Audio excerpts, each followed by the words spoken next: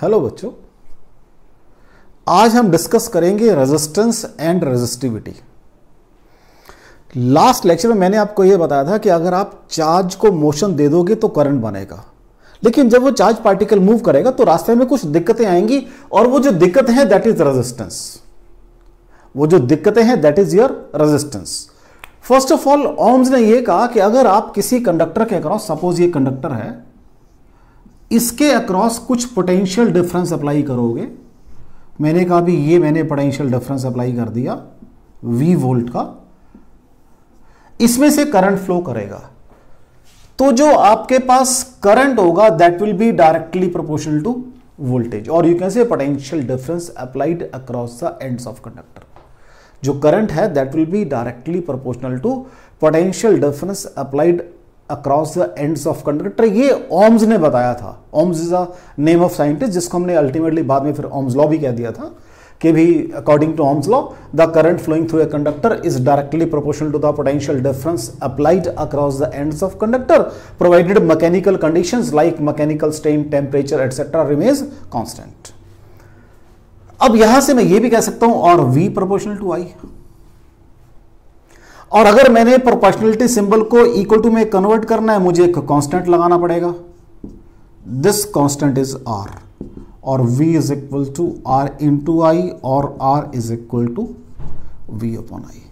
Means the resistance of a conductor is ratio of potential difference applied across the ends of conductor to the current flowing through the conductor. तो ये मेरे पास एक resistance का you can से formula आ गया है।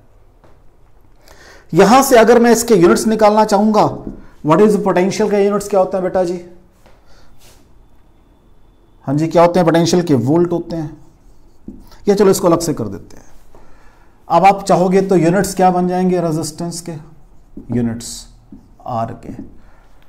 वो V जो है वोल्ट्स के अंदर है, और करंट जो आपके पास एम्पियर के अंदर है।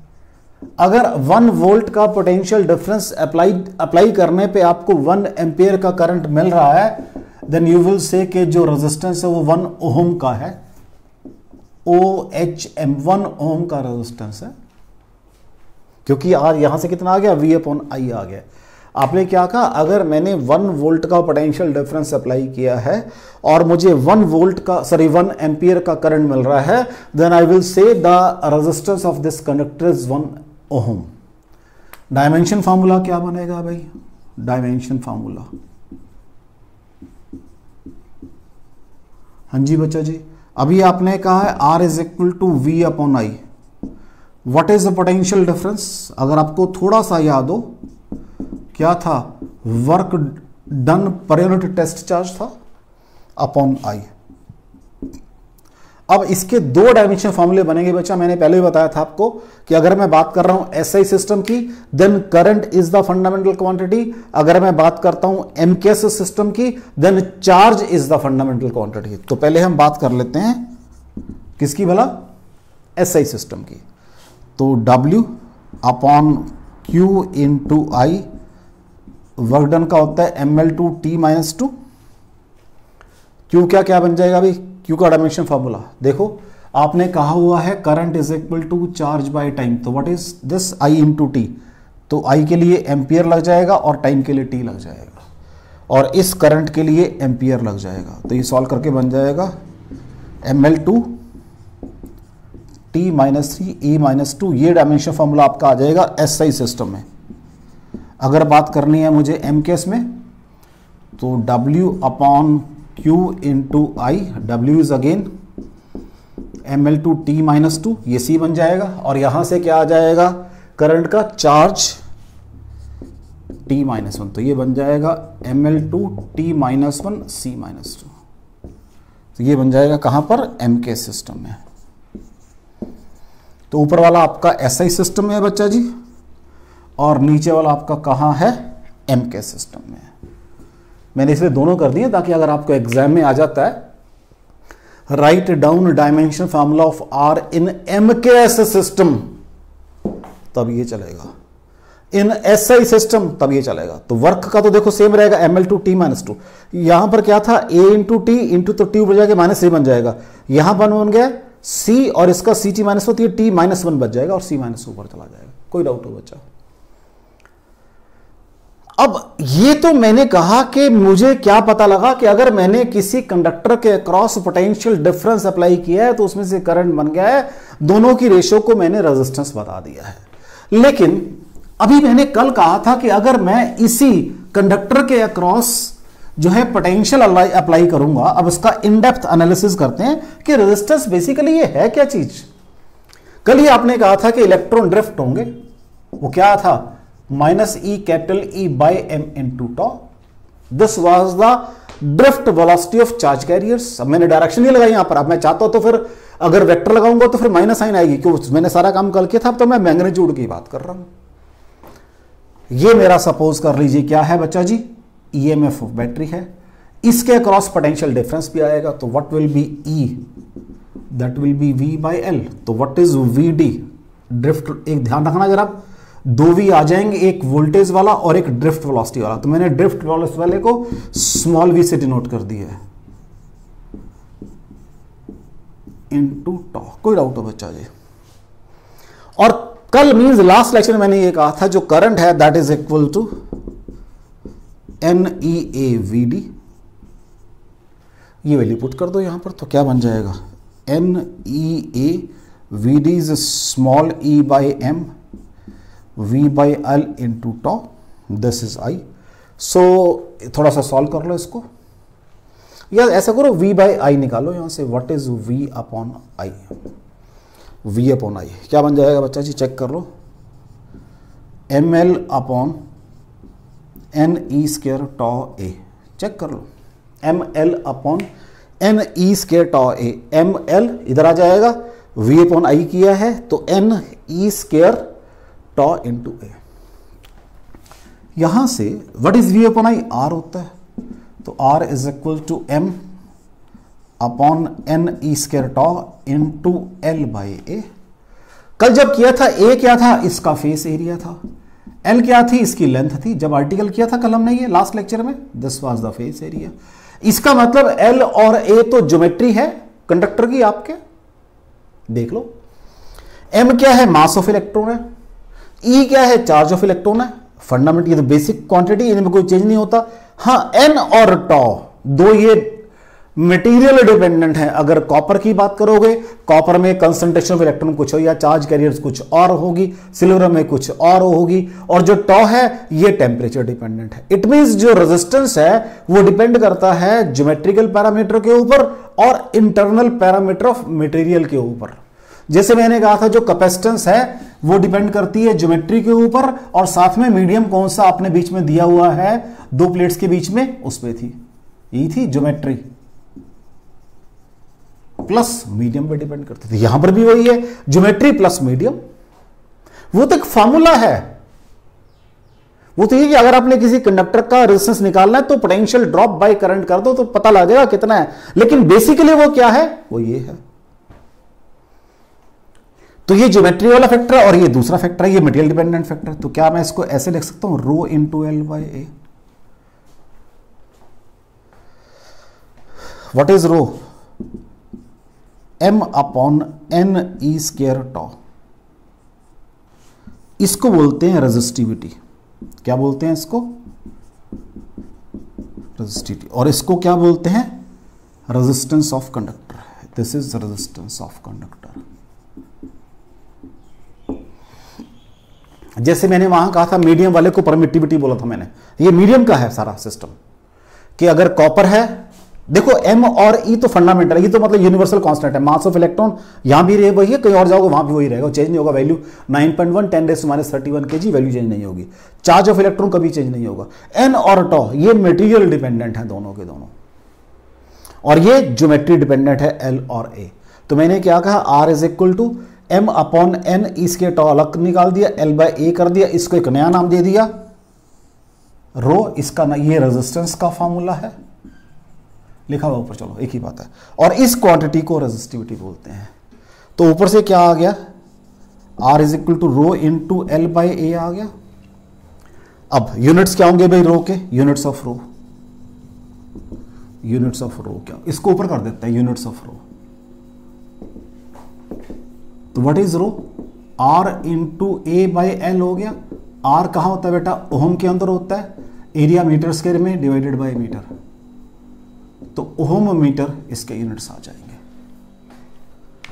चेक कर लो बच्चा जी,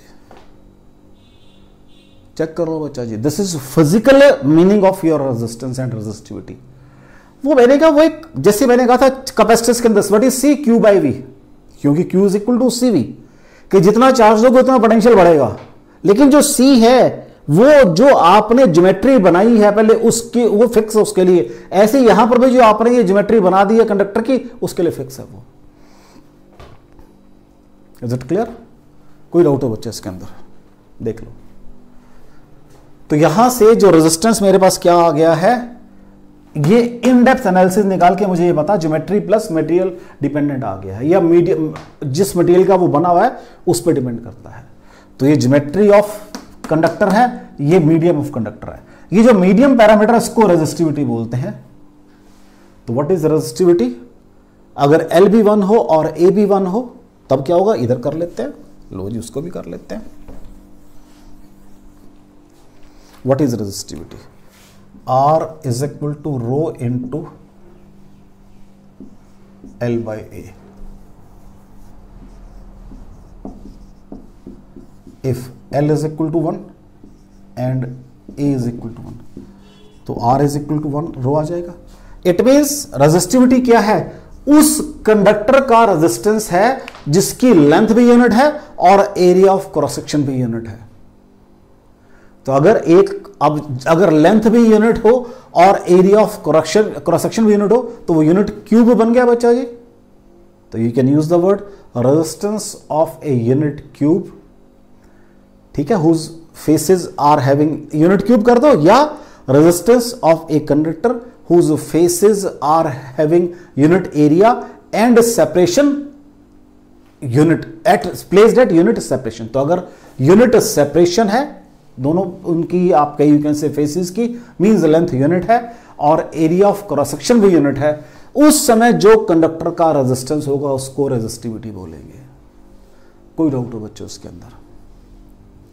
तो रेजिस्टेंस के बारे में आपको आइडिया मिल रहा है। Resistance is basically material dependent and geometry dependent. जो रेजिस्टेंस है आपके पास क्या आया है, ये रेजिस्टेंस आया है R is equal to M upon N E square tau into L by A। ये ज्योमेट्री वाला फैक्टर है और ये आपके मीडियम का फैक्टर है। So this is your resistance of a conductor. ये रेजिस्टेंस है बेसिकली। अब मान लो मेरे पास एक कंडक्टर है जिसका आपने कहा एरिया ऑफ क्रॉस सेक्शन भाई ये A है और लेंथ L है। अब कुछ वॉल्यूम होगा इसका बेटा जी, A इंटू एल क्या होता है, वॉल्यूम होता है। मैंने क्या कहा, A इंटू एल जो है वो इस कंडक्टर का वॉल्यूम है। मैंने क्या किया, इसकी लेंथ बढ़ा दी। जब इसकी लेंथ बढ़ाऊंगा तो बड़ी क्लियर सी बात है बच्चा जी, जस्ट डबल कर दी, मान लो एल बढ़ा दी, छोड़ो एल बढ़ा दी। अब एरिया ऑफ क्रॉस सेक्शन कम हो जाएगा। तो लो जी, what is R is equal to rho into L by A, यही होता है बेटा रेजिस्टेंस, इज इक्वल टू, हाँ जी, एल बाई एल। कोई फर्क पड़ा? नीचे क्या बन गया, A इंटू एल वॉल्यूम बन गया, तो R is equal to rho L square by volume बन गया। इसको वॉल्यूम वर्ड पूरा लगा देते हैं, वॉल्यूम। अब वॉल्यूम तो कांस्टेंट है गिवन कंडक्टर का, क्योंकि मैंने कहा एक गिवन कंडक्टर है, जब वर्ड गिवन कंडक्टर आ गया तो वॉल्यूम तो फिक्स कर लिया मैंने, तो R proportional to L square. अगर आपने कहा पहले उसकी लेंथ मान लो L थी, अब आपने लेंथ डबल कर दी है, तो what is R1 by R2 is equal to L1 square by L2 square. पहले सपोज लेंथ L थी, अब आपने लेंथ डबल कर दी है 2L का स्क्वायर। और पहले रेजिस्टेंस अगर R था, अब नया रेजिस्टेंस मुझे बताना है, तो ये 1/4, तो what will B R2, 4R हो जाएगा। रेजिस्टेंस 4 टाइम्स हो जाएगा। चेक कर लो बच्चा। अगर वो कहते हैं एक गिवन वायर है, मैंने उसको ऐसे खींच दिया, वायर का वॉल्यूम तो फिक्स हो गया फिर, और लेंथ डबल कर दी, तो बताओ नई वायर का रेजिस्टेंस क्या होगा? तो नई वायर का रेजिस्टेंस 4 टाइम्स हो जाएगा। अगेन एक वायर है, गिवन वायर है, मैंने उसको, अब मैंने लेंथ को ध्यान नहीं दिया, मैं उसके एरिया ऑफ क्रॉस सेक्शन को ध्यान दे रहा हूं। अगेन एक गिवन वायर है, रो इंटू एल बाय ए, उसका मैंने उसको ऐसे खींचा कि एरिया ऑफ क्रॉस सेक्शन की बात कर रहा हूं, वो आधा हो गया है, या मैंने उसको कंप्रेस कर दिया वो डबल हो गया, तब क्या होगा? तो मैंने कहा इंटू ए बाय ए करना जरा, तो rho into volume by A square आ जाएगा बच्चा, और R proportional to 1 by A square. What is A? Area कितना होता है? पाई आर स्क्वायर होता है बेटा जी, पाई आर स्क्वायर होता है ए। तो यहां से क्या आ गया? R proportional to 1 upon R raise to 4 आ गया है। तो अब अगर आपने क्या कहा, मैंने वायर को खींचा है, तो ये बन जाएगा R2 raise to 4 divided by R1 raise to 4। मैंने वायर को खींच दिया है और उसका एरिया ऑफ क्रॉस सेक्शन या रेडियस कितनी हो गई है? आधी हो गई है। तो पहले R था, अब R2 है, आधी हो गई है R by 2 raise to 4 divided by R raise to 4। तो ये R बाई R2 सॉल्व करके आ जाए 2 4 8 16 1 बाई 16 आ जाएगा। तो R2 is equal to 16R हो जाएगा भाई, ध्यान रखना जरा, क्योंकि जब खींचोगे तो लेंथ बढ़ेगी, तो एरिया ऑफ क्रॉस सेक्शन या इधर वो एरिया ऑफ क्रॉस सेक्शन की बात करेगा तब मैं ये फॉर्मूला लगाऊंगा, या वो रेडियस की बात करेगा तब ये फॉर्मूला लगाऊंगा। ये एरिया वाला है और ये रेडियस वाला है, जो देगा उसके अकॉर्डिंग। अब सपोज ही सेज एरिया आधा हो गया है, तो फिर मैं इसको लगा दूंगा A1 square by A2 square. अगर रेडियस की बात कर रहा है तो क्योंकि वो पाई आर स्क्वायर होता है तो वो R4 बन जाएगा। कोई डाउट हो बच्चा जी? तो ये मुझे न्यूमेरिकल में काम आएगा। कोई डाउट हो इसके अंदर? देख लो, कोई डाउट हो इसके अंदर? इसमें कोई डाउट हो बच्चा जी? अब थोड़ी सी बात और करते हैं इसी करंट के बारे में, फिर न्यूमेरिकल करेंगे इसके। अब वो कहता है छोटी छोटी टर्म्स है मेरे पास जिनको मुझे यूज करना आना चाहिए। वो टर्म्स क्या है भाई? एक तो है मेरे पास, पहले करंट पर है, करंट डेंसिटी टर्म है मेरे पास, करंट डेंसिटी है। एक रेजिस्टेंस पढ़ा है, इसका उल्टा कंडक्टेंस है। अभी मैंने एक रेजिस्टिविटी पढ़ा है, इसको रेजिस्टिविटी और स्पेसिफिक रेजिस्टेंस भी बोलते हैं, और स्पेसिफिक रेजिस्टेंस भी बोलते हैं। Means resistance of specific dimension, unit area unit length. तो इसका अपोजिट क्या बन जाएगा? कंडक्टिविटी बन जाएगा, और स्पेसिफिक कंडक्टेंस बन जाएगा, दोनों नाम हो जाएंगे। आपने कहा व्हाट इज करंट? आई होता है। So current per unit area, current per unit area कहां निकालूंगा मैं? अराउंड ए पॉइंट, किसी पॉइंट के अराउंड निकलेगा ये, provided area being held, area being held perpendicular to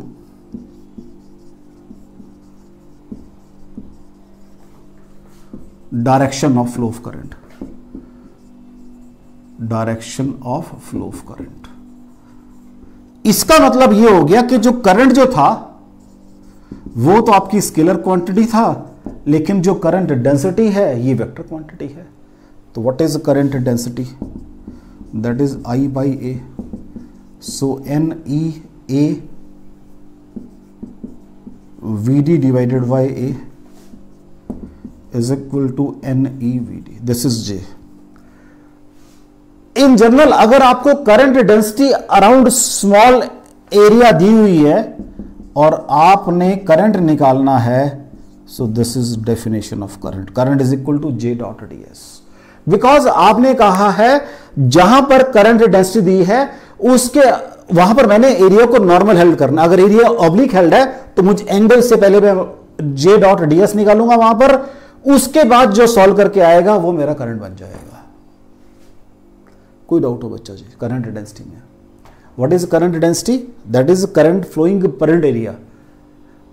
अब कहां निकालते हैं इसको, हमेशा किसी पॉइंट पे निकालेंगे, उस पॉइंट के अराउंड एक यूनिट एरिया बनाएंगे, उस एरिया को डायरेक्शन ऑफ फ्लो के नॉर्मल हेल्ड करेंगे, उसमें से जितना करंट फ्लो कर रहा है दैट इज करंट डेंसिटी। तो what is J, I by A, ये आ गया। लेकिन अगर कहता है आपको किसी एरिया पे करंट डेंसिटी दी हुई है तो आप क्या करो, वहां पर जे डॉट डी एस निकालो ओवर दैट एरिया और फिर सारे के लिए इंटीग्रेट कर लो, वो total current in the conductor आ जाएगा। ठीक है बच्चा। Next conductance. Now what will be conductance, reciprocal of resistance, और क्या होगा, conductance will be reciprocal of resistance. तो कंडक्टेंस को हम लोग कैपिटल जी से डिनोट कर देते हैं। Next is conductance, conductance that is reciprocal of resistance. तो what is capital G, 1 by R. Units क्या हो जाएंगे, 1 बाई ओहम, या फिर हम इसके स्पेलिंग उल्टे कर देते हैं मोहो, या एक और नाम है साइमन। ये यूनिट्स हैं भाई इसके। What is conductivity, again same, reciprocal of resistivity, reciprocal of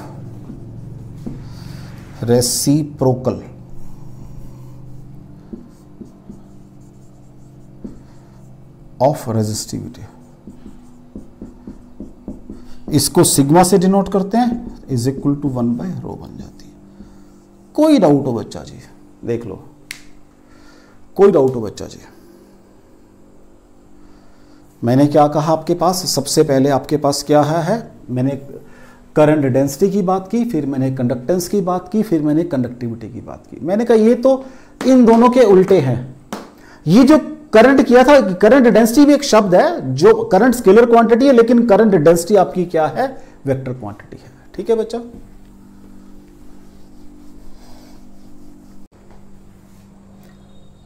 relation between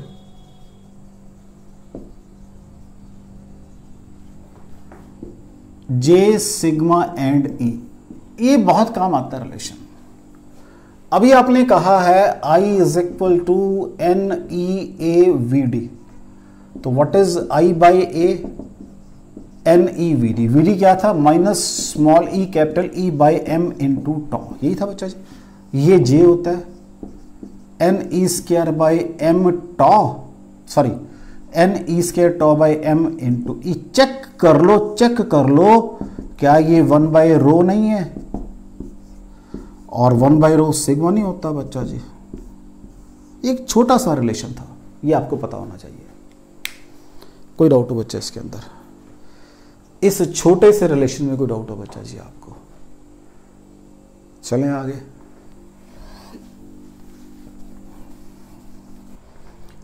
question देखो बेटा, एक कंडक्टर है जिसमें नंबर डेंसिटी ऑफ इलेक्ट्रॉन है 8.5 इंटू 10⁻²8 पर मीटर क्यूब। इतने नंबर ऑफ इलेक्ट्रॉन्स पर मीटर क्यूब है, और जो एवरेज रिलैक्सेशन टाइम है वो है 25 FM second, means Fermi second.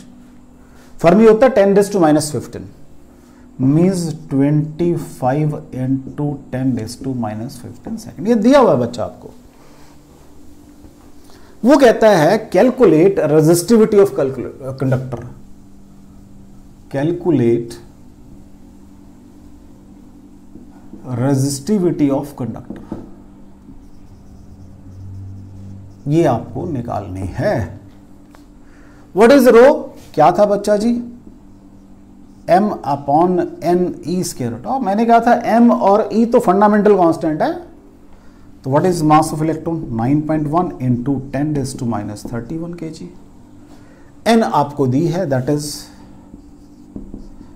8.5 into 28। ये क्या होता है, 1.6 इंटू 10⁻19 का स्क्वायर हो जाएगा बच्चा जी। What is tau, that is 25 into 10⁻15। ठीक है बच्चा जी।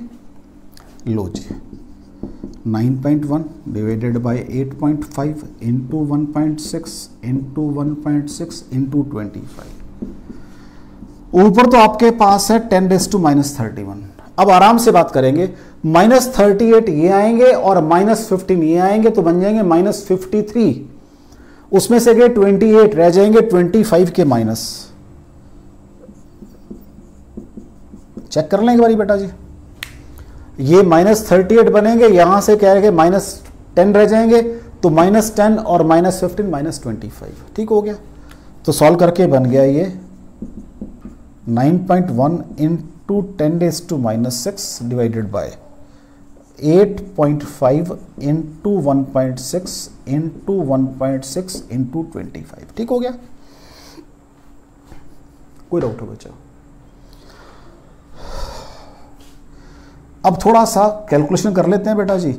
इसको या 2 स्टेप करते हैं, कोई जल्दी थोड़ा ना, हमें तो आंसर निकालना है, हमें जल्दबाजी क्यों करनी है, हमें तो एक आंसर के नजदीक पहुंचना। तो what will be rho, that will be 91/85 into 16 into 16 into 25/100। कोई डाउट हो बच्चा? क्योंकि ये डेसिमल खत्म कर दिया, ये ऊपर 100 लगा दिया। 25 4 4 4 16, तो 91 इंटू 85 इंटू 4 इंटू 16 इंटू 10⁻⁻6 10⁻⁻6। कोई डाउट हो बच्चा जी?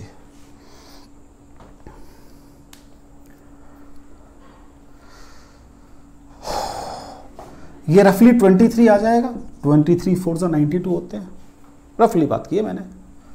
तो ये आ जाएगा 23 डिवाइडेड बाय 16 5 80, बैलेंस 8 आ जाएगा। 16 8 128 प्लस 8 136 इंटू 10⁻⁻6। ठीक है बच्चा जी, देख लो। हम इसको ऐसे कर रहे हैं 23 डिवाइडेड बाय 13.6 इंटू 10⁻⁸, राइट। अब ये आ जाएगा 1 point, this is equal to 1 point. 10 बचेगा ऊपर, 100 बच जाएगा, 1.7 आ जाएगा रफली। यूनिट्स क्या बनेंगे? ओहमोमीटर। अब ये क्वेश्चन देखो, इसमें मैंने कोई लंबी चौड़ी बात की बिल्कुल नहीं की आपके साथ, अभी जेईई मेन में आया है। सीधा क्वेश्चन है, बिल्कुल सीधा क्वेश्चन, सीधी कैलकुलेशन है, बिल्कुल सीधी सीधी कैलकुलेशन है। कोई प्लस माइनस नहीं मुझे करना इसके अंदर, कोई प्लस माइनस नहीं करना मुझे इसके अंदर। मे बी कि कैलकुलेशन मुझे कोई स्टेप ऊपर नीचे हो गया, लेकिन सीधी सीधी कैलकुलेशन है। कोई डाउट हो बच्चा इसके अंदर? चलें आगे।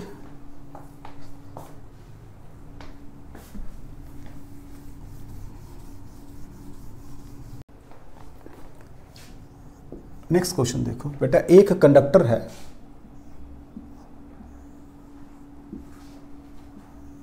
जो n है दैट इज 10⁻19 पर मीटर क्यूब, और जो मोबिलिटी ऑफ इलेक्ट्रॉन्स है म्यू ई, वो है 1.6 मीटर स्क्वायर वोल्ट सेकेंड। ये मोबिलिटी दी हुई है, बस ये दिया उसने मेरे को। कहता है फाइंड रेजिस्टिविटी, ये निकालो कहता है, रेजिस्टिविटी निकालो कहता है।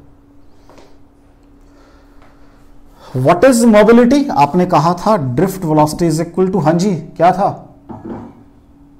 क्या थी mobility? By electric field was mobility. ये किया है हमने क्लास लेक्चर में। So what is I? Current क्या होता है बच्चा जी? N E A V D. V D कितना बन जाएगा? म्यू इंटू ई बन जाएगा। चेक कर लो बच्चा। और आई बाई ए क्या बन जाएगा? एन ई म्यू इंटू ई बन जाएगा। इसको जे बोलते हैं, तो ये सारा फिर सिग्मा बन जाएगा, क्योंकि J is equal to sigma E एक रिलेशन है हमारे पास। चेक कर लो बच्चा जी, जो रिलेशन किया उसको यूज कर दिया मैंने साथ साथ। अब so what will be sigma N E mu. इसका रेसिप्रोकल क्या होता है बच्चा जी? रेजिस्टिविटी होता है। तो what will be resistivity? 1 by sigma 1 by N E mu, N और म्यू दिया हुआ, ई पता मुझे यूनिवर्सल कांस्टेंट है, बस बन गई बात। N 10⁻19 E 1.6 into 10⁻⁻90 into mu that is 1.6। ठीक है बच्चा, ये प्लस 19 माइनस 19 कट गए, ठीक हो गया, राइट। तो क्या आ जाएगा ये 100 बाय 16 इंटू 16 आ जाएगा, सॉल्व कर लो क्योंकि दोनों ही 1.6 है। तो what will be rho 100 divided by 16 into 16, कुछ और तो नहीं है बच्चा जी, नहीं। तो ये बन जाएगा 25/4, ठीक है बच्चा जी, और 25/64 आ जाएगा। तो रफली ये 0.4 बन जाएगा, रफली 0.4।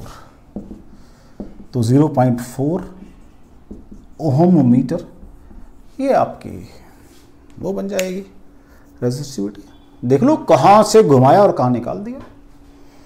उसने क्या कहा है आपको कि मेरे पास एक कंडक्टर है जिसके अंदर नंबर ऑफ इलेक्ट्रॉन्स की जो या डेंसिटी ऑफ इलेक्ट्रॉन्स है वो 10⁻19 पर मीटर क्यूब है, और जो मोबिलिटी है इसको बेटा सॉरी इसको मोबिलिटी है 1.6 मीटर स्क्वायर वोल्ट सेकंड है। तो मैंने कहा ये मैंने पढ़ा हुआ है कि अगर मैं ड्रिफ्ट वेलोसिटी को इलेक्ट्रिक फील्ड से डिवाइड करूंगा तब जाके मेरे पास मोबिलिटी आएगी। ठीक है बच्चा, तो मैंने यहां पर वीडी की वैल्यू पुट कर दी करंट के अंदर। आई बाई ए मेरे पास जी होता है, तो इट मीन ये सारा फिर सिग्मा बनेगा, अभी रिलेशन किया जे इज इक्वल टू सिग्मा ये होता है, तो यहां से सिग्मा ये आ गया। अभी मैंने कहा है सिग्मा कंडक्टिविटी है, इसका रेसिप्रोकल स्पेसिफिक रेजिस्टिविटी होता है, तो रो 1 बाई सिग्मा बन जाएगा। तो ये 1 बाई एन 10⁻19 1.6 10⁻⁻19 इंटू 1.6, 19 से 19 सॉरी पावर कैंसिल हो गई है। मैंने इन दोनों के डेसिमल हटा खत्म करके ऊपर 100 कर दिया है, तो 4 से जब किया तो 25 और ये 4 आ गया है 64, 25/64, तो रफली ये 0.4 समथिंग आ जाएगा। कोई डाउट हो बच्चा इसके अंदर, देख लो।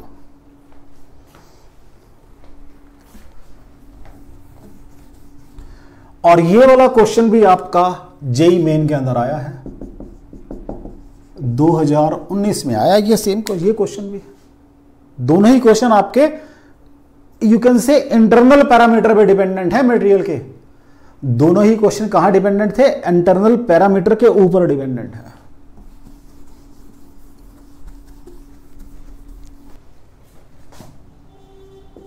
नेक्स्ट क्वेश्चन देखो बेटा, एक ये स्क्वायर शीट है हमारे पास, दिस इज स्क्वायर शीट, ठीक है, जिसकी थिकनेस है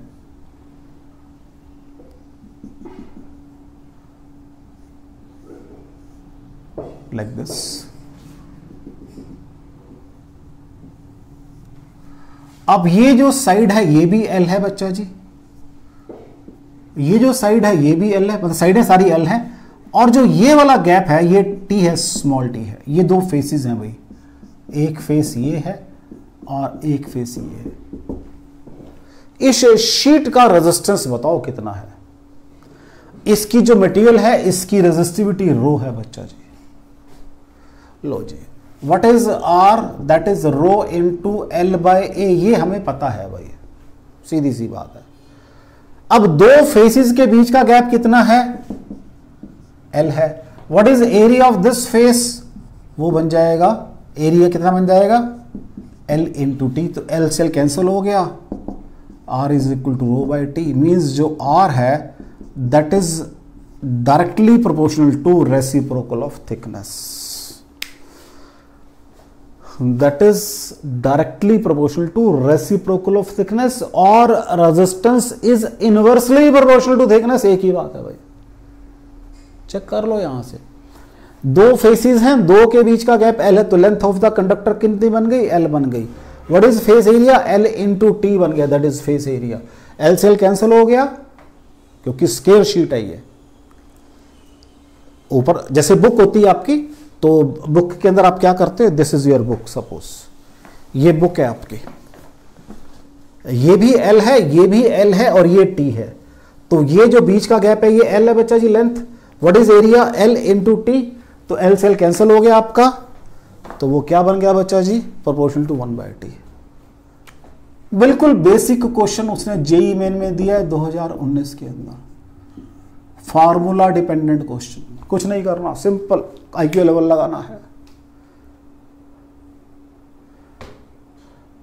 क्योंकि आप क्या सोचोगे, प्रोपोर्शनल टू लेंथ और एरिया होता है, दोनों का कंबाइंड इफेक्ट चेक करते हैं ना, कंबाइंड इफेक्ट चेक किया है। ठीक है बच्चा, नेक्स्ट देखें।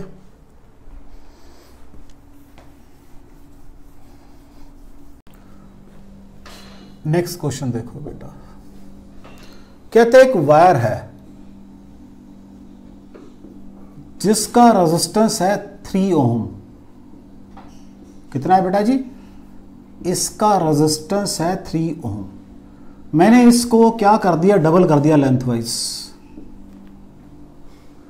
तो मेरे पास जो R1 था ये है, R2 मैंने पढ़ा हुआ है कितना होता है, proportion R proportional to L square होता है लेंथ वाइज, तो यही पढ़ कर आया हूं।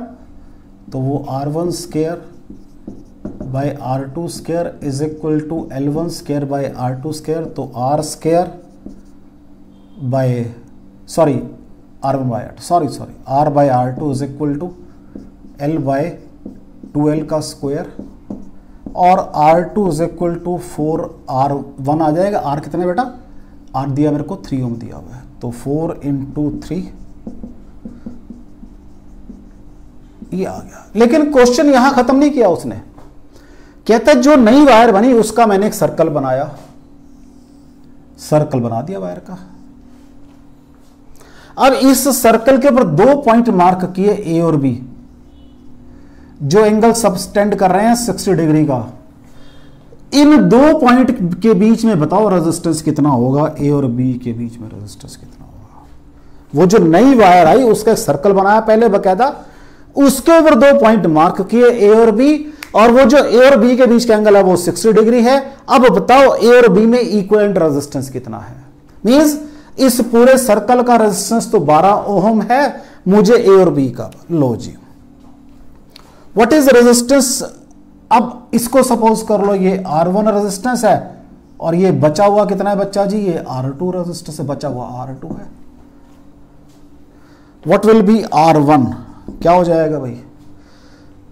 अब 360 डिग्री जो टोटल सर्कल है उसका रेजिस्टेंस 12 ओम है, 1 डिग्री का 12/360 आ जाएगा इंटू 60 का। तो R1 कितना हो जाएगा, 60 divided by 360 into 12 is equal to 2 ohm आ जाएगा। व्हाट विल बी बचा हुआ, अगर ये 2 ओम है तो बचा हुआ 10 ओम बन जाएगा अपने बेटा जी, क्योंकि टोटल तो 12 ही है ना बेटा जी। देख लो, what is R A B दोनों पैरेलल में है। ठीक है जी, अभी पैरेलल में, हालांकि हमने अभी कॉम्बिनेशन ऑफ रेजिस्टेंस करना है, लेकिन चलो मैं क्वेश्चन आया जेई मेन में, इसकी एक्सटेंशन थी तो मैंने इसलिए कर रहा हूं आपको। तो पैरेलल के अंदर 1/r is equal to 1/r1 plus 1/r2 होता है बच्चा जी। तो 1/2 प्लस 1/10, 10 एलसीएम आ जाएगा बच्चा जी। 5 + 1 इज इक्वल टू 6/10 आ जाएगा, 1/r AB इक्विवेलेंट रेजिस्टेंस। तो what will be A B, 10/6। तो यहां से ए और बी के बीच में RAB कितना बन जाएगा बच्चा जी, 10/6 इज इक्वल टू 5/3 ओम। अब ये फिर जेई मेन के अंदर आया हुआ है, उसमें उसने जो बेसिक हमने थ्योरी पढ़ी है ये वाला काम करवाने के बाद ये वाला काम करवा लिया आपसे, थोड़ा सा एक्स्ट्रा और करवा लिया, क्योंकि ये तो 2 लाइन का काम था, इसमें कोई आईक्यू लेवल यूज नहीं करना था। अब थोड़ा सा उसने आईक्यू लेवल यूज करवा लिया, ये वाला यूनिटी मेथड लगा के कि ये 60 है तो ये रेजिस्टेंस कितना होगा, वो कितना होगा, उनको जोड़ के देख लिया आपसे। कोई डाउट हो बच्चा जी आपको। पहले एक वायर थी जिसका रेजिस्टेंस था 3 ओम, लेंथ डबल कर दी, ये L है ये 2L है, तो मुझे रेजिस्टेंस निकालना आता है, R proportional to L square होता है। सो R1/R2 L1/L2 का स्क्वायर, तो ये L ये 2L, ये 3 दिया हुआ, R2 यहां से 12 बन गया मेरे पास। अब उसका एक पूरा सर्कल बनाया और 2 पॉइंट मार्क किए ए और बी, उसके अंदर ए और बी के बीच का एंगल सेंटर पे 60 डिग्री, यही बता रहा है मेरे को। वो बताओ कहता रेजिस्टेंस कितना होगा ए और बी के बीच में, इक्विवेलेंट रेजिस्टेंस। तो ये मैंने कहा भी आगे जाके डिस्कस करेंगे, लेकिन थोड़ा सा आइडिया आपको होना चाहिए। ये हम 9th 10th में भी करते हैं जब रेजिस्टेंस की बात आती है, कि जब 2 एंड्स अब एक रेजिस्टेंस ऊपर वाला एक नीचे, दोनों के एंड्स ज्वाइंट है एंड टू एंड, तो उनको पैरेलल कॉम्बिनेशन बोलते हैं। तो थोड़ा सा पढ़ा हुआ हमने, ऐसी बात नहीं है। कोई डाउट हो बच्चा जी? चले आगे।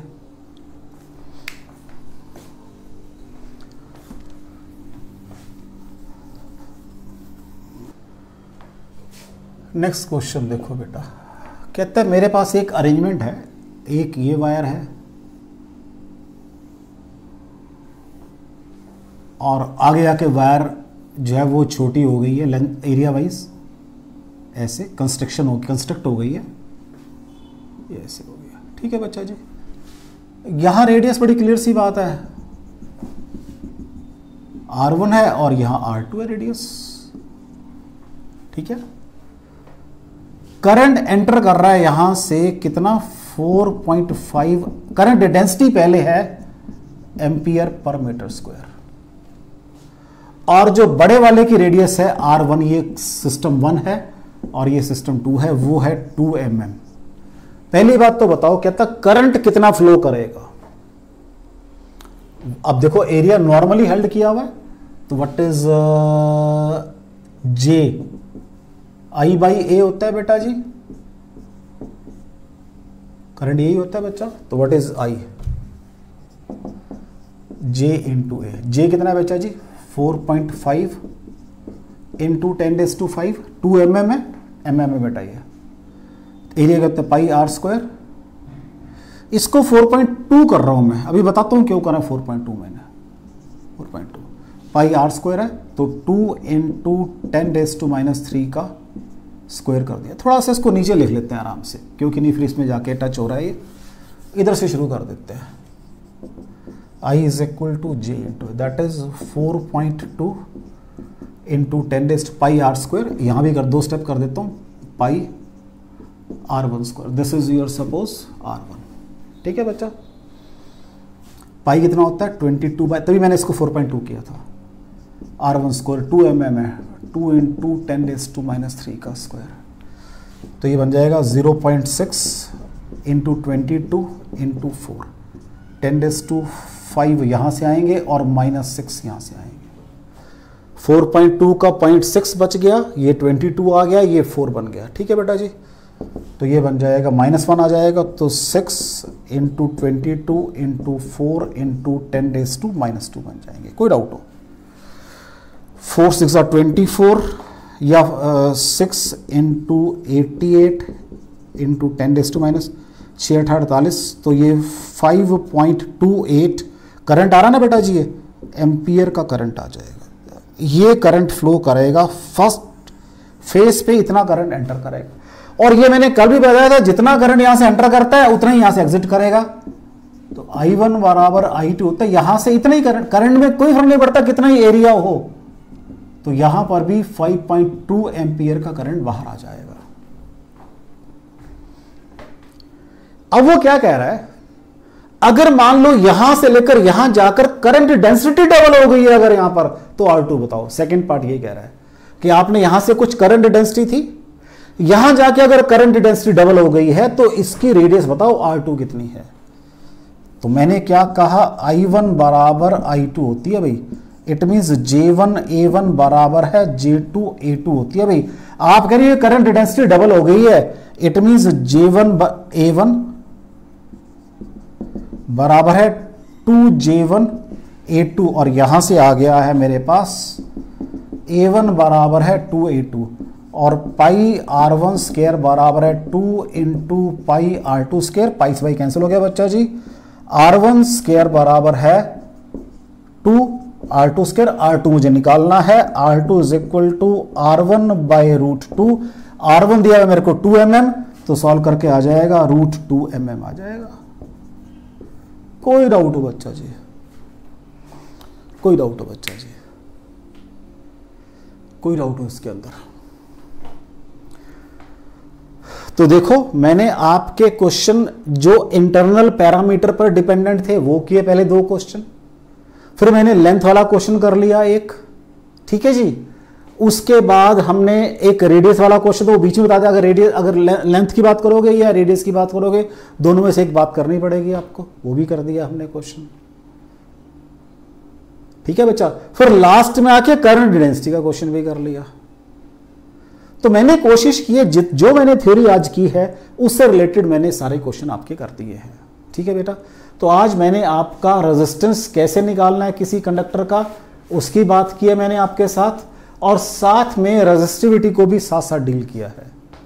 बाकी फिर नेक्स्ट टाइम करें, क्योंकि अब इसकी टेम्परेचर क्योंकि जो मेरे पास फॉर्मूला आया है उस फॉर्मूले में R is equal to ml upon n E square tau और a आया है। ये जो टॉ है ये रिलैक्सेशन टाइम है, ये टेम्परेचर डिपेंडेंट है। अगर टेम्परेचर बढ़ेगा तो इलेक्ट्रॉन फास्ट मूव करेंगे, अगर फास्ट मूव करेंगे तो कोलिजन फास्ट हो जाएगा, अगर कोलिजन फास्ट होगा तो ये स्मॉल हो जाएगा, अगर ये स्मॉल होगा तो ये बड़ा हो जाएगा, नेक्स्ट ये फैक्टर बन जाएगा। ये कंप्लीट डिस्कशन आपका बन जाएगा। तो नेक्स्ट फिर हम डिस्कस करेंगे टेम्परेचर डिपेंडेंसी ऑफ रेजिस्टेंस, ठीक है बेटा। Thank you very much. घंटा भी मुश्किल से होगा मेरे ख्याल से, हाँ घंटा मुश्किल से होगा।